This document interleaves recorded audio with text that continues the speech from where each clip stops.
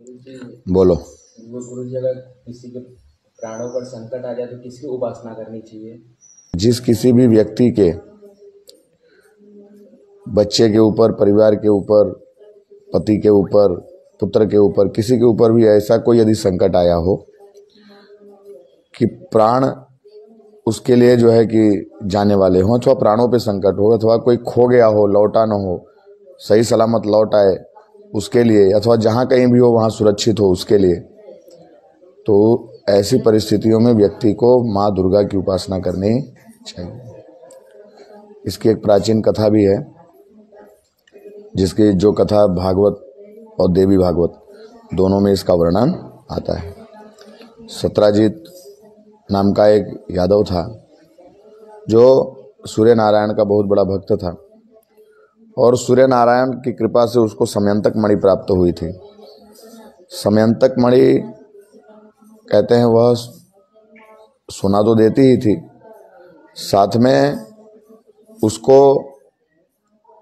ऐसी सिद्धि प्राप्त थी उस मणि को, जो जहाँ भी स्थापित रहती थी वहाँ पे कभी अकाल नहीं पड़ता था, वहाँ पे कभी किसी मायावी जीवों का उपद्रव नहीं होता था, और वहाँ अतिवृष्टि अनावृष्टि इत्यादि नहीं होती थी। बहुत सारी चीज़ों से रक्षा भी उस जगह का होता था। तो वह मणि एक बार ऐसे ही बात बात में चर्चा निकली, सब मित्र ही थे, आपस में बैठे थे, भगवान कृष्ण, बलराम, सत्राजित इत्यादि वहाँ चर्चा निकली, बात निकली। तो भगवान कृष्ण ने हंसी हंसी में कहा कि सत्राजित, यह मणि तुम्हारे योग्य नहीं है, इसे तुम्हें राजा को दे देना चाहिए, उग्रसेन को दे देना चाहिए, और वैसे भी प्रजा के हर चीज के ऊपर अधिकार किसका है? राजा का है, तो राजा को दे देना चाहिए।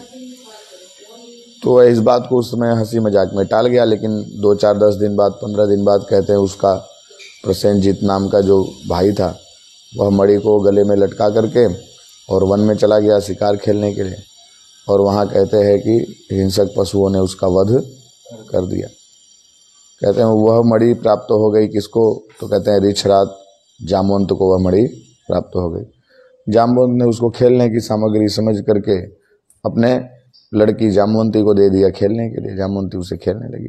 अब कहते हैं कुछ दिन बाद जब जो है प्रसेनजीत लौट के नहीं आया, तो सत्राजित को ऐसा लगा कि उस दिन कृष्ण भगवान बोल रहे थे कि मणि किसको दे दो?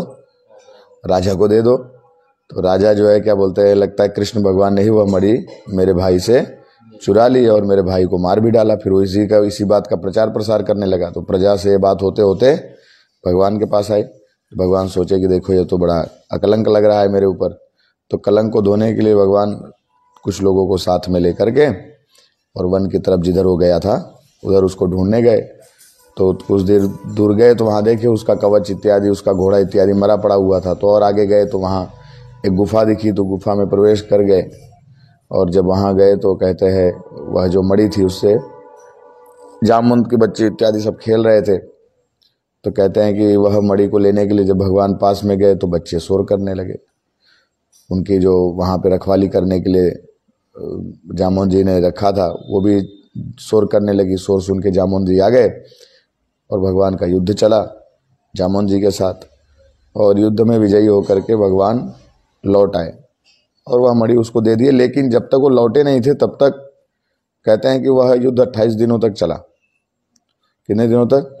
हाँ। और जो गुफा के बाहर जो दूसरे यादव लोग खड़े थे वह 12 दिन तक इंतजार किए, और 12 दिन बाद ऐसा सोच रही है कि लगता है गुफा में भगवान गए और जो भी जीव रहा होगा अंदर उसने भगवान को मार डाला। तो ऐसा सोच करके वो लौट आए और द्वारिका में आकर के सब द्वारिका में वासुदेव और देवकी जी को सारा समाचार सुनाया। तो लोग बहुत दुखी हो गई। तो सब दुखी होकर विचार करने लगे कि ऐसा क्या करें कि मेरा पुत्र जो है वह वापस लौट आए, उसके प्राणों की रक्षा हो जाए। तब उस समय नारद जी वहाँ पे आते हैं और नारद जी ने वासुदेव जी को देवी भागवत सुनाया, और उस देवी भागवत के पारायण के पूरा होने के दिन ही जो है भगवान कृष्ण लौट आए थे। ठीक है। और इसका प्रमाण भागवत के अंदर भी आता है। कहते हैं सत्राजितम सपंतस्ते दुखिता द्वारकौकशः उपतस्थोर महामायाम दुर्गाम कृष्णोपलब्धये। जब कहते हैं द्वारिकावासी सभी अत्यंत दुखी हो गए, अब कृष्ण कैसे लौटे, तब कहते हैं कृष्ण भगवान के जो परिवारजन थे उन्होंने क्या किया, उपतस्थुर महामाया दुर्गा कृष्णोपलब्ध है, दुर्गा जी की उपासना शुरू की। और देवी की उपासना करने के कारण, दुर्गा जी की उपासना करने के कारण भगवती दुर्गा प्रसन्न हो गई और उन्होंने वरदान दिया। और उस वरदान के प्रभाव से कहते हैं तेषाम तु देव्युपस्थानात् प्रत्यादिष्टा शिशा च स प्रादुर्भूभो सिद्धार्थ सादरो हर्षयन हरि। तेषाम तु देव्युपस्थानात्, देवी ने प्रकट होकर के प्रत्यादिष्टा शिशा स, प्रत्यक्ष आशीर्वाद प्रदान किया। और प्रादुर्बभुव सिद्धार्थ सादरो हर्षयन हरि, और भगवान नारायण कहते हैं कृष्ण जो है वह विजयी होकर के और सही सलामत घर को लौट आए। तो भगवान कृष्ण की पुनर्प्राप्ति के लिए जब उनके घर वाले दुर्गा जी की उपासना कर रहे हैं, तो मेरे हिसाब से इस घोर कलिकाल में जिसको भी अपने प्राणों पे संकट दिखाई दे, अथवा जिसके घर परिवार के लोग कहीं चले गए हैं, अन्यत्र चले गए हैं, उनका आता पता नहीं चल रहा है, उनकी सुरक्षा के लिए भी दुर्गा जी की उपासना करनी चाहिए। जय श्री कृष्ण।